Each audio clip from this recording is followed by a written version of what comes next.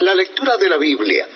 Lo estamos haciendo en el Nuevo Testamento y en esta oportunidad será la carta a los Hebreos.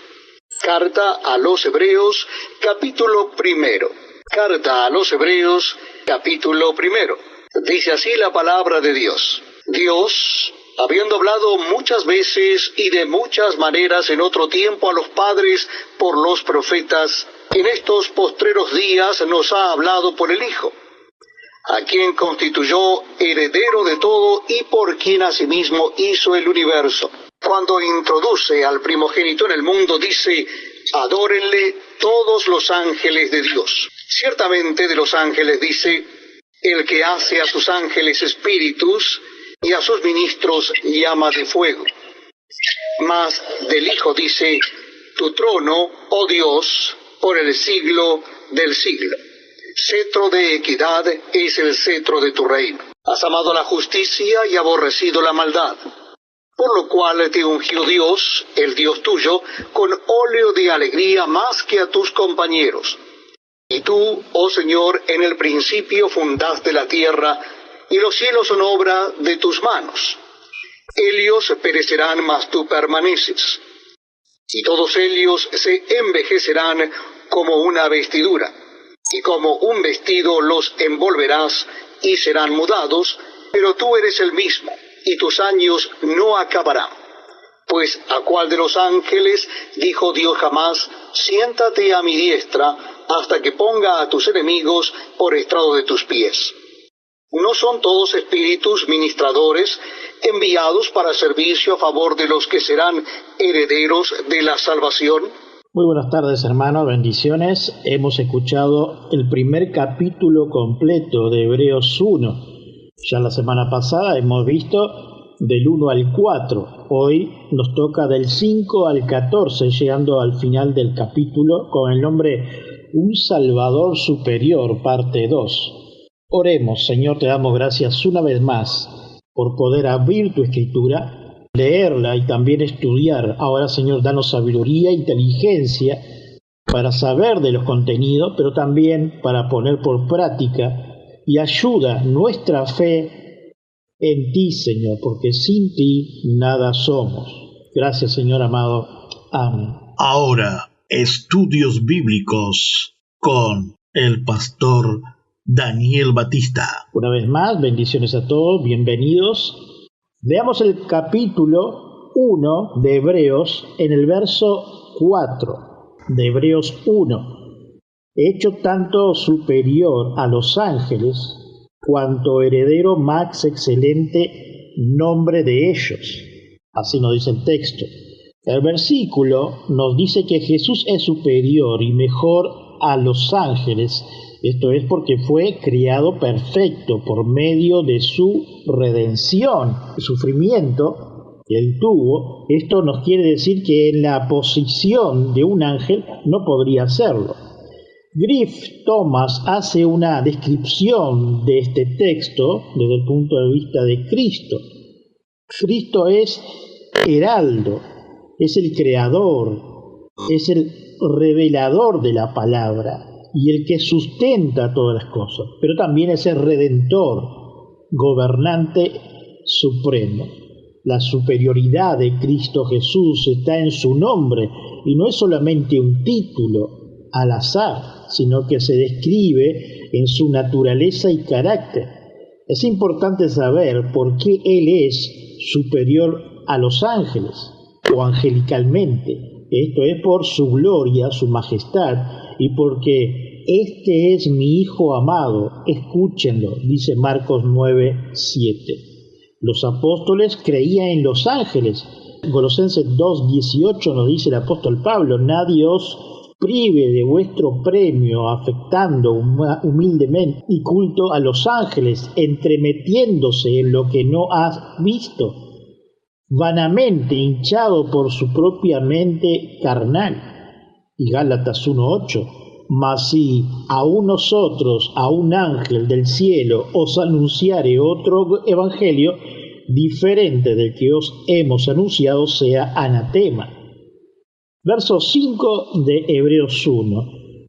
Porque ¿a cuál de los ángeles dijo Dios jamás, mi hijo eres tú, yo te he engendrado hoy?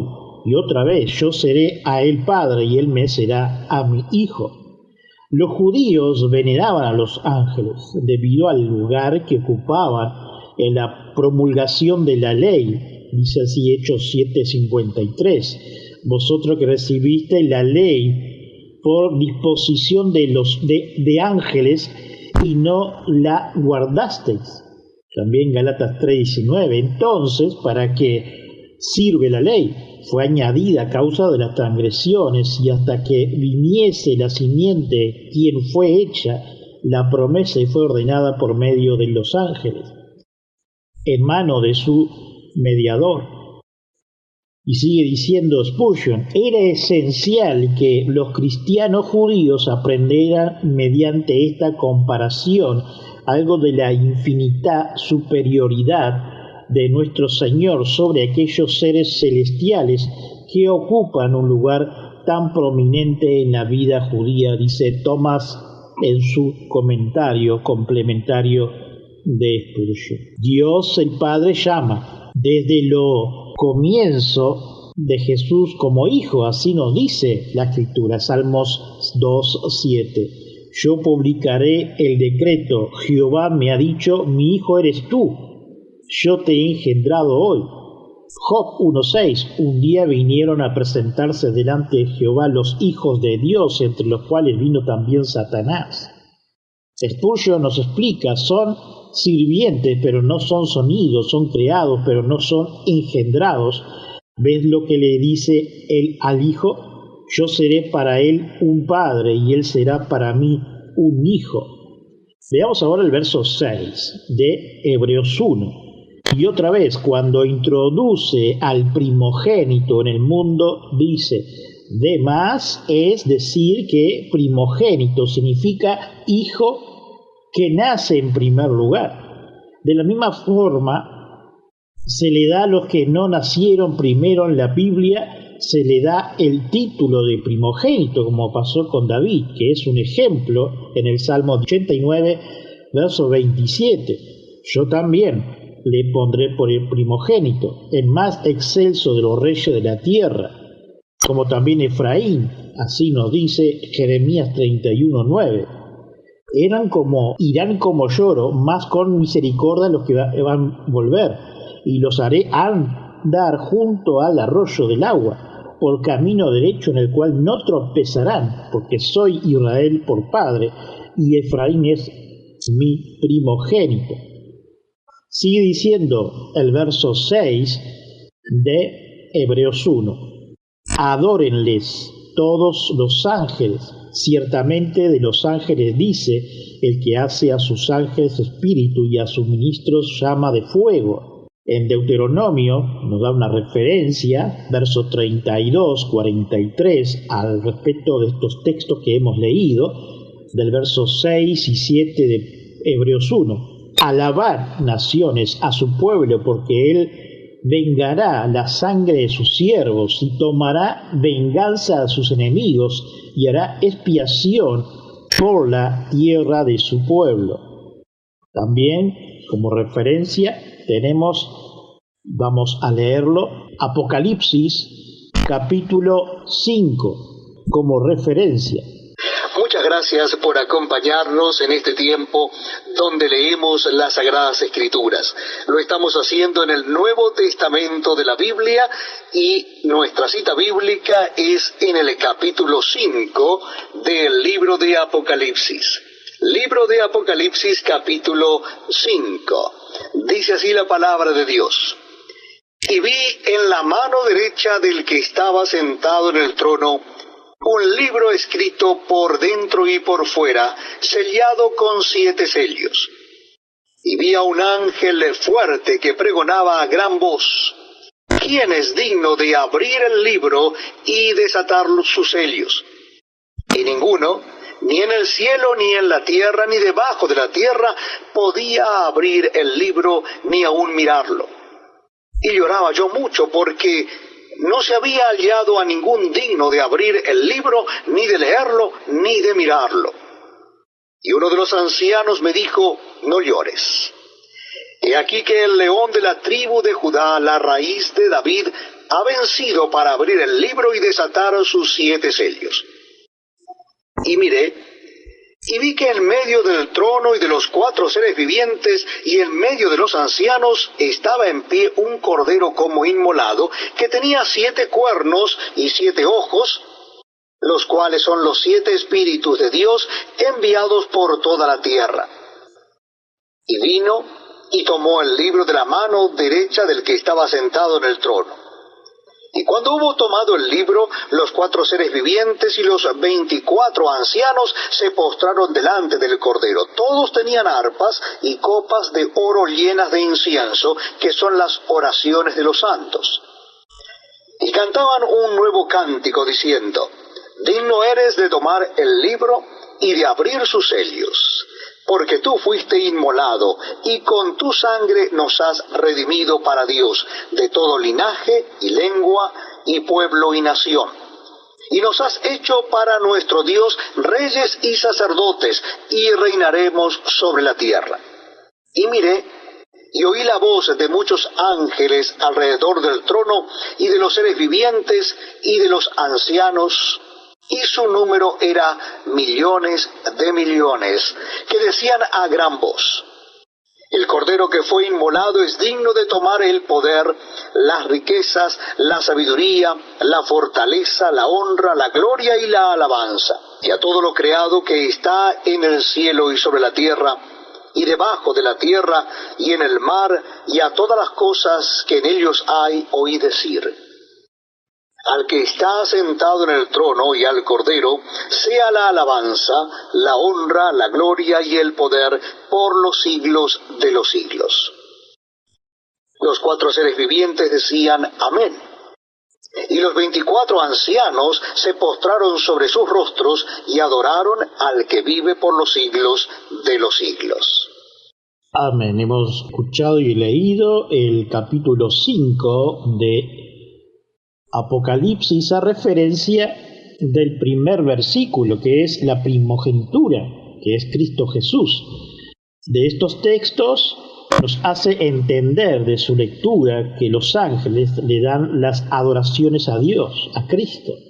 Entonces te das cuenta de que Cristo no es un ángel creado, dice Spurgeon en su comentario.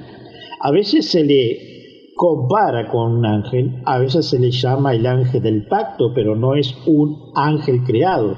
Él es más alto en naturaleza, más alto en rango, más alto en intelectual y más alto en poder que ellos. Él es nada menos que el Dios mismo de Dios, el mismo hombre que sufrió en el Calvario. Este es el hombre exaltado a quien adoramos invisiblemente, dice Spurgeon. Veamos los versículos 8 de Hebreos. Mas del Hijo dice, tu trono, oh Dios, por el siglo de los siglos, cetro de equidad es el cetro de tu reino. Como viene el capítulo 1 de Hebreos, verso 9. Has amado la justicia y aborrecido la maldad, por lo cual te ungió Dios, el Dios tuyo, con óleo de alegría, más que a tus compañeros. Como hombre, Cristo reclamó a todos los hombres como sus semejantes, pero como Dios lo considera en robos como hombre, es verdadero un similar y solamente superior al hombre en razón la pureza de su nacimiento y la perfección de su naturaleza y la exaltación de su hombría por Dios como Dios. No es nada menos que Dios, aunque asumió la naturaleza de los hombres, dice Spurgeon en su comentario. Los versos 10 al 12 nos dice de Hebreos 1, y tú, oh Señor, en el principio fundaste la tierra y los cielos son obra de tus manos. Ellos perecerán, mas tú permanecerás, y todos ellos se envejecerán como una vestidura, y como un vestido los envolverás y serán mudados, pero tú eres el mismo, tus años no acabarán. Dios el Padre le dice a su Hijo Dios, y esto no se lo dice a los ángeles, Salmo 45, 6 al 7. Tu trono, oh Dios, es eterno y para siempre. Cetro de justicia es el cetro de tu reino. Has amado la justicia, aborrecido la maldad. Por tanto, te ungió Dios, el Dios tuyo, con óleo de alegría más que a tus compañeros. Esto es entendible. La primera persona de la Trinidad, Dios el Padre, le habla a la segunda persona de la Trinidad, al Hijo, como Dios, y también llamado como Señor, donde vemos con certeza que Él es el Creador. Isaías 45, 12. Yo hice la tierra y creé sobre ella el hombre. Mis manos extendieron los cielos y a todos sus ejércitos mandé. Isaías 45, 18 sigue diciendo, porque así dice Jehová que creó los cielos, eres Dios, el que formó la tierra, el que la hizo y la compuso, no la creó en vano, para que fuese habitada la que creó. Yo soy Jehová y no hay otro. Jesús es el autoexistente, esto es autoridad en la creación e historia. Es inmutable y eterno, así nos dice en el Salmo 102, 25, 27. Desde el principio de tú fundaste la tierra y los cielos son obra de tus manos. Ellos perecerán, mas tú permanecerás, y todos ellos como una vestidura se envejecerán como una vestidura, los mudarás y serás mudado, pero tú eres el mismo, y tus años no se acabarán, dice el Salmo 102, 25, 27. Veamos los versículos ahora 13 al 14 de Hebreos 1, y dice, pues, ¿a cuál de los ángeles dijo Dios, jamás siéntate a mi diestra hasta que ponga a tus enemigos por estrada de tus pies? ¿No son todos espíritus ministradores enviados para servicio a favor de los que serán herederos de la salvación? Particularmente digno de mencionar en la relación con el tema principal de la epístola, que tanto Cristo como los cristianos son descritos como herederos, dice Tomás en este comentario.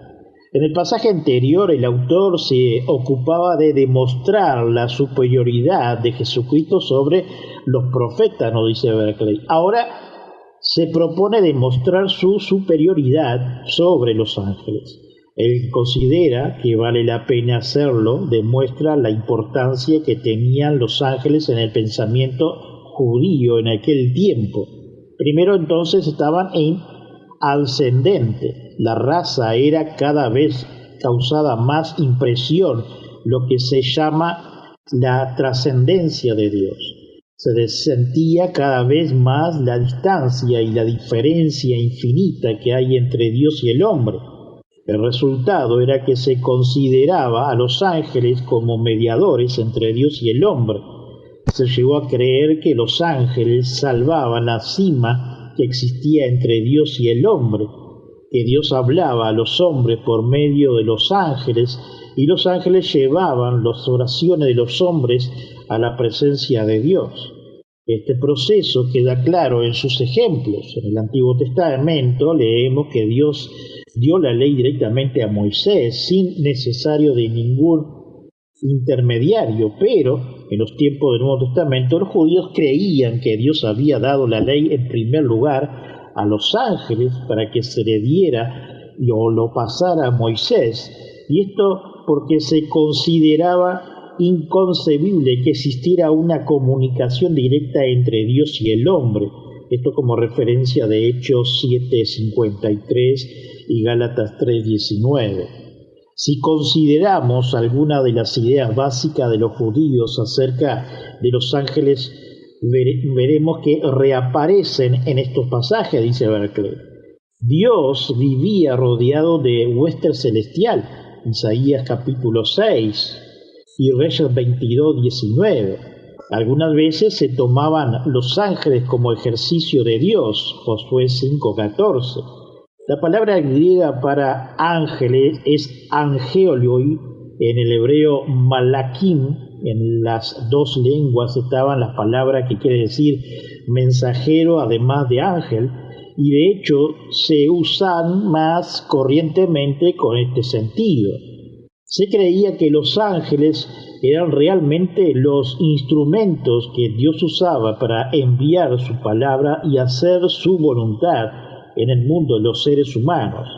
Se decía que estaban hechos de una sustancia eterna, semejante al fuego, como la luz. Fueron creados segundo o el quinto día de la creación. No comían ni bebían ni tenían hijos. A veces se creía que eran inmortales, aunque por supuesto Dios los podía aniquilar, pero había otras creencias acerca de su existencia que ahora veremos. Algunos de ellos, dice Berkeley, los serafines, los querubines y los ofanim, es la interminación de plural de los nombres masculinos en hebreo. Estaban siempre aleatorios del trono de Dios. Se creía que tenían más conocimiento de los hombres, especialmente acerca del futuro, pero no por sí mismo, sino porque oían cosas a veces detrás del velo.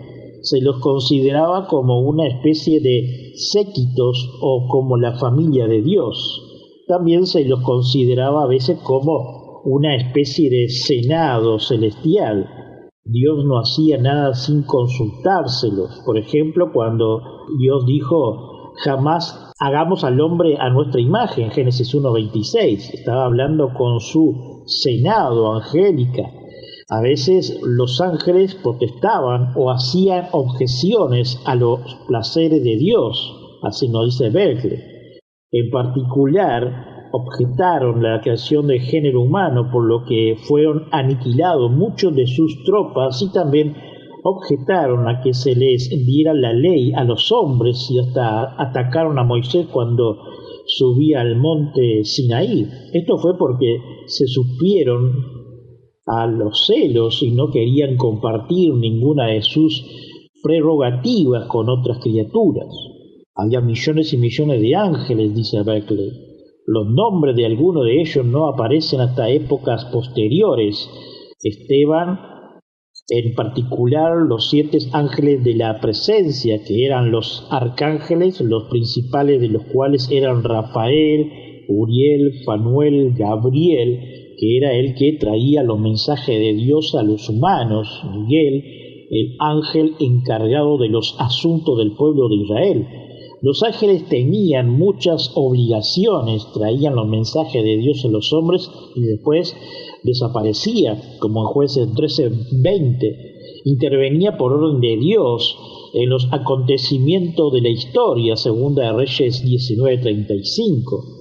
Había 200 ángeles de contralor, los movimientos de las estrellas, donde controlaban sus brillos y las mantenían en sus cursos. Así nos dice Berkeley. Había un ángel encargado de la sucesión de los años, los meses y los días. Había un ángel y un poder principal que estaban al cuidado del mar. Había ángeles de la escarcha, del rocío, de la lluvia, de la nieve, del granizo, del rayo y del trueno. Había ángel que era consejero del infierno y de las torturas de los condenados. Había ángeles secretos que escribían todas las palabras que decían los hombres. Había ángeles destructores y castigadores. Estaba Satanás, que era el ángel fiscal que todos los días, menos el día de expiación, le presentaba las acusaciones a Dios. Estaba el ángel de la muerte, que solo salía cuando Dios se lo mandaba y que llevaba la cita a buenos y malos igualmente. Cada nación tenía su ángel de la guarda que tenía la potestacía, la presencia sobre ella. Cada individuo tenía su ángel de la guarda. Los niños también tenían su ángel, allí en Mateo 18:10, dice Berkeley.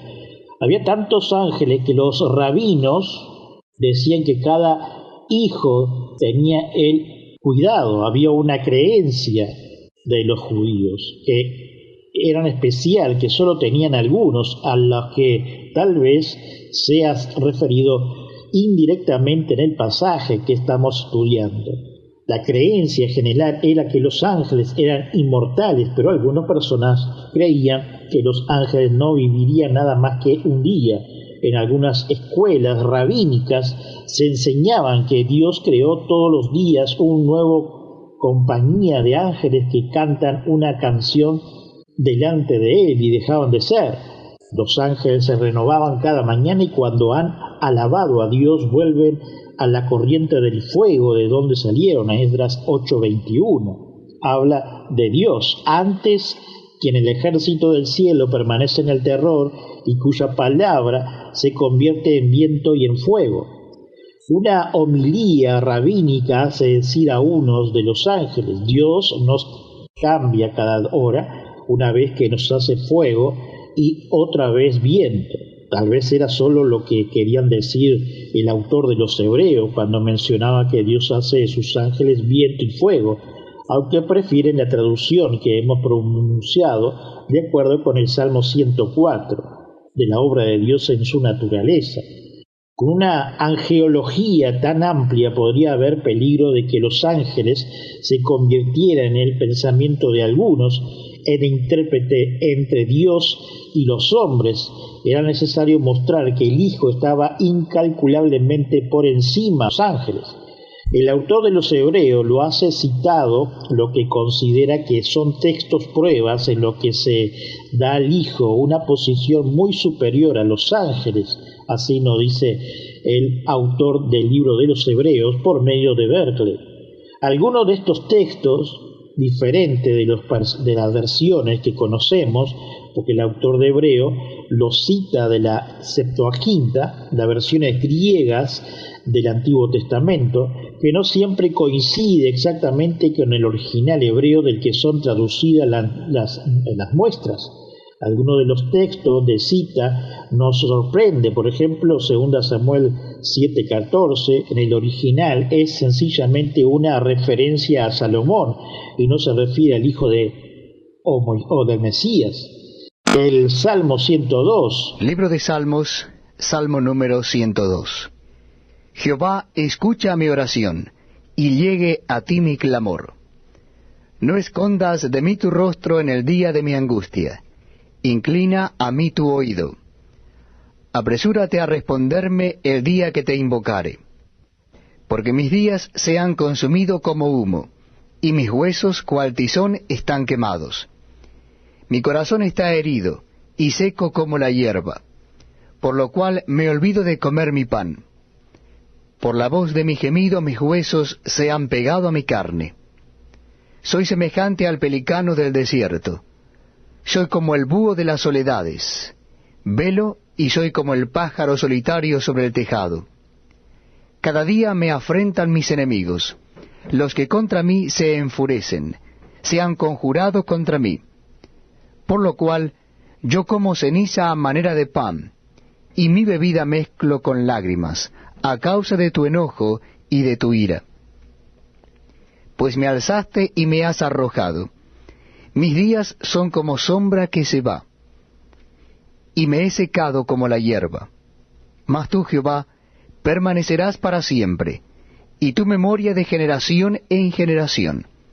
Te levantarás y tendrás misericordia de Sión, porque es tiempo de tener misericordia de ella, porque el plazo ha llegado. Porque tus siervos aman sus piedras, y del polvo de Elia tienen compasión. Entonces las naciones temerán el nombre de Jehová, y todos los reyes de la tierra tu gloria, por cuanto Jehová habrá edificado a Sión, y en su gloria será visto. Habrá considerado la oración de los desvalidos, y no habrá desechado el ruego de ellos. Se escribirá esto para la generación venidera, y el pueblo que está por nacer alabará a Jah, porque miró desde lo alto de su santuario. Jehová miró desde los cielos a la tierra, para oír el gemido de los presos, para soltar a los sentenciados a muerte, para que publique en Sión el nombre de Jehová y su alabanza en Jerusalén, cuando los pueblos y los reinos se congreguen en uno para servir a Jehová. Él debilitó mi fuerza en el camino, acortó mis días. Dije, Dios mío, no me cortes en la mitad de mis días. Por generación de generaciones son tus años. Desde el principio tú fundaste la tierra, y los cielos son obra de tus manos. Ellos perecerán, mas tú permanecerás, y todos ellos como una vestidura se envejecerán.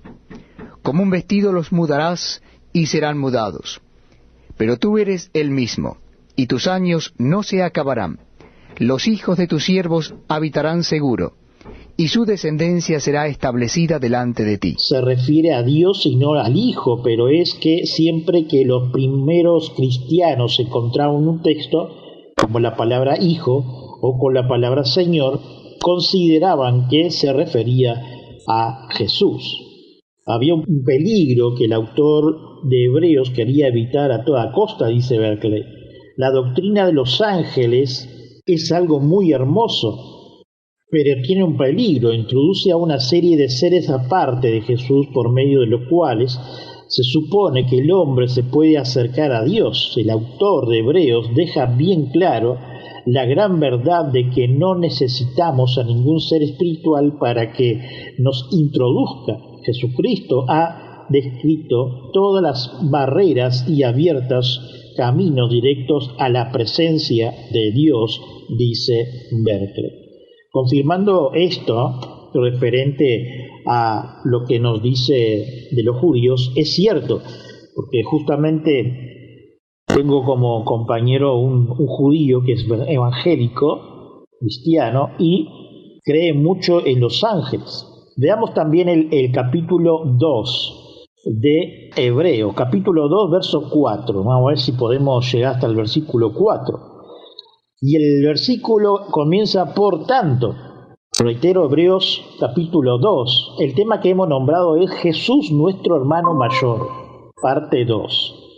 Dice Hebreos capítulo 2, verso 1. Por tanto, por tanto, es un comienzo al capítulo, uniendo el capítulo 1 con el capítulo 2, el autor, lo que hemos visto hasta este momento, y la importancia de Dios Padre e Hijo Dios.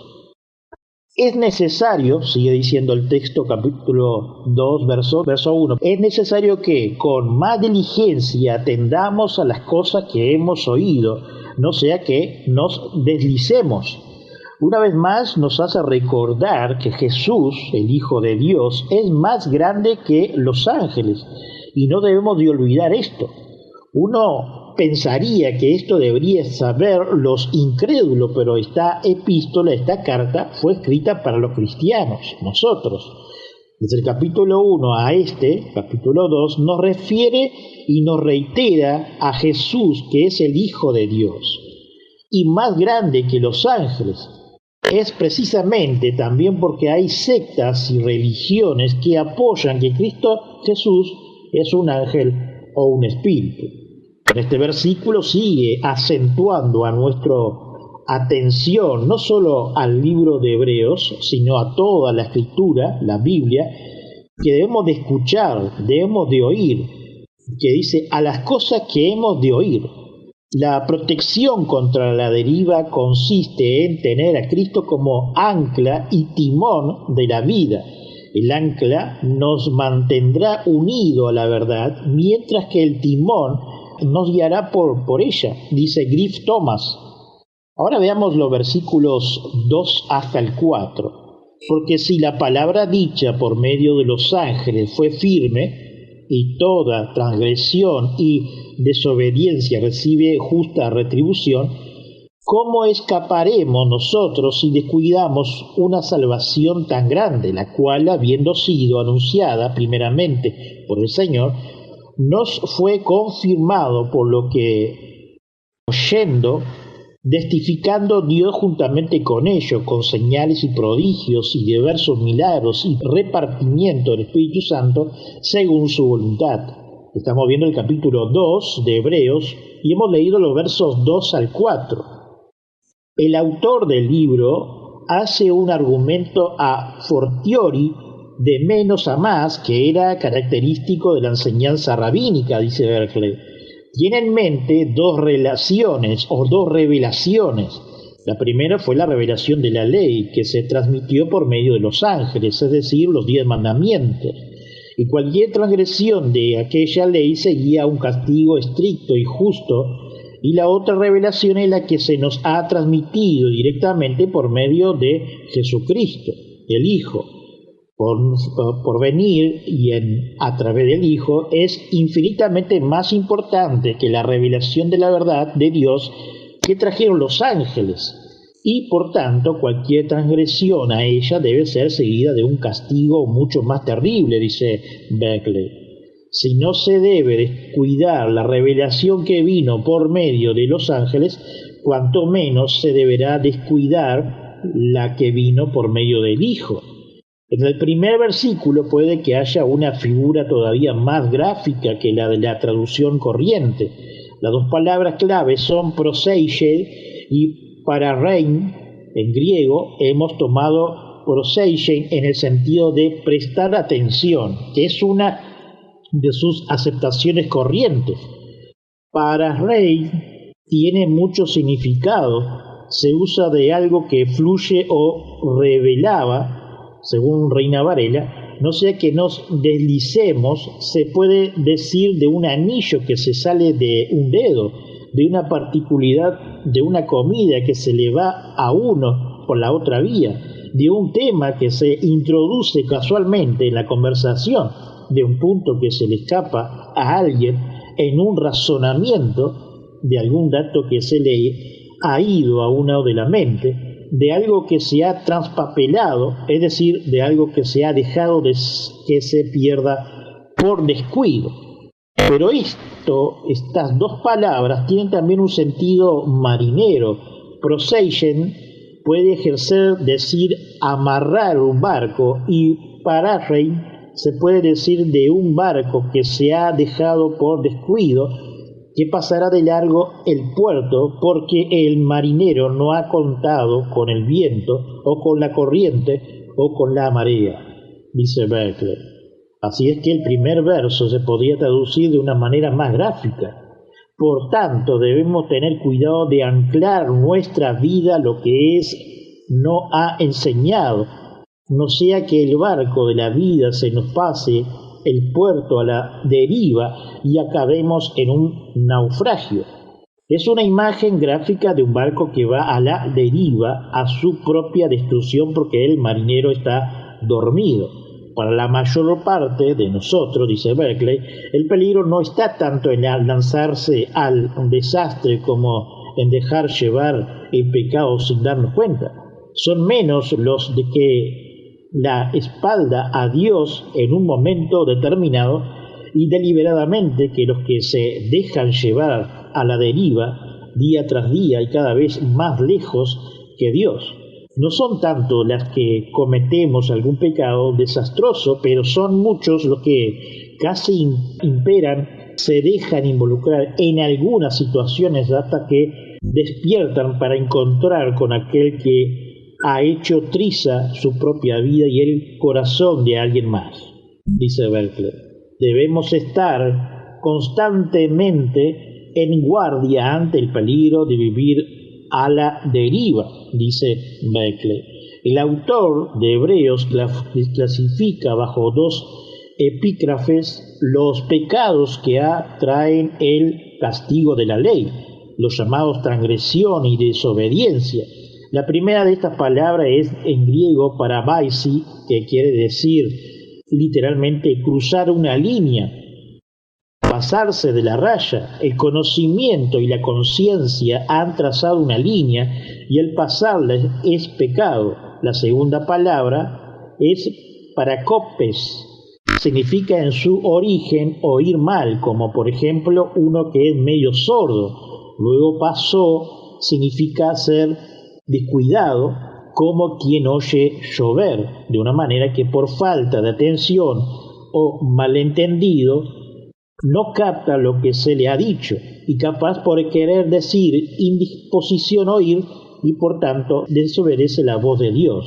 Es cerrar los oídos deliberadamente a sus mandamientos, advirtiendo e invitándonos a pecar. El autor de Hebreo acaba este párrafo mencionado tres cosas por lo que revela. Primero, es única por su origen, procede directamente de Jesús. no consta de suposiciones, dice Berkeley, y tendremos acerca de Dios, es la misma voz de Dios que viene a nosotros en Jesucristo. Segundo, es única por su transmisión. Había llegado a la persona en la que se escribieron de Hebreos, otras que lo habían escuchado directamente de los labios de Jesús. La única persona que puede pasarla a otra es la verdad cristiana, es la que conoce por Cristo, más que de segunda mano. Para enseñar a otros tenemos que saber a ciencia cierta y solo podemos presentar a Cristo si le conocemos personalmente. Es único por su efectividad como tercer punto y último. Llegando al final, nos dice Berkeley, se manifestó con señales y milagros y muchas obras poderosas. Alguien felicitó una vez a Thomas Chalmers después de una de sus grandes conferencias. Sí, respondió él, pero ¿qué afecto tuvo? El cristiano es hacer buenas a los malos, y la prueba del cristianismo auténtico es que cambie la vida. Los milagros morales del Evangelio están a la vista de todo el mundo. Así llegamos al final de lo que nos dice Berkeley. Oremos. Señor, ante todo te pedimos perdón por todas nuestras acciones, pensamientos, faltas y pecados de esta semana.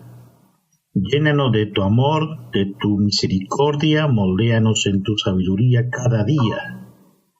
Ahora te ponemos ante tu presencia, ante tu altar, nuestras pruebas, luchas, situaciones. Confiamos cada día en tu fidelidad. Gracias de antemano te damos, Señor, ya que no somos merecedores de nada. Por nuestros hermanos que están en esta sala virtual, que tenemos algunas peticiones como enfermedades o cualquier problema, por ellos clamamos y sabemos que dentro de tu misericordia y voluntad obrarás. Por nuestros conocidos te pedimos, por nuestro amigo Pastor Gustavo Melo, su familia, congregación, su liderazgo allí en Rivera, sus reuniones y los futuros proyectos. Te pedimos por el pastor Gustavo y Erika, su congregación en Toledo, Canelones, que provea de medios y recursos para su construcción de su iglesia y suplas de cada necesidad de los hermanos. Por los hermanos y amigos que nos escuchan por las redes sociales y nuestra emisora Radio Reformada. Cristo amado, por los hermanos que están pasando problemas emocionales, psicosomáticos, espirituales, inclusive económicos, tú estés tomando el control y enseñando a cada uno por medio de tu escritura.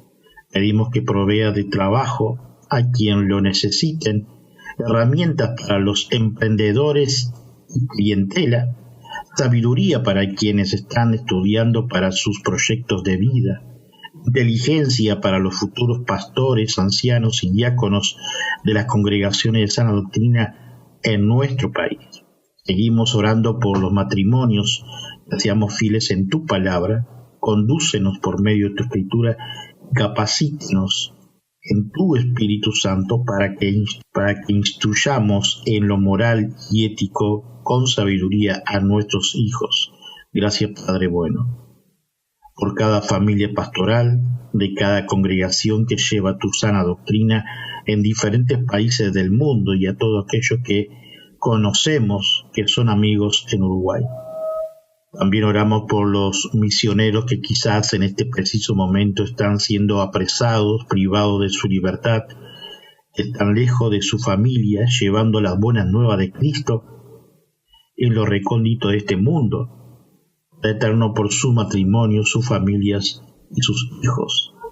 Oramos por cada congregación, misión o agencia misionera de sana doctrina que están en los países que son difíciles la evangelización y sostener una congregación. Señor, estés protegiendo y dando sabiduría e inteligencia.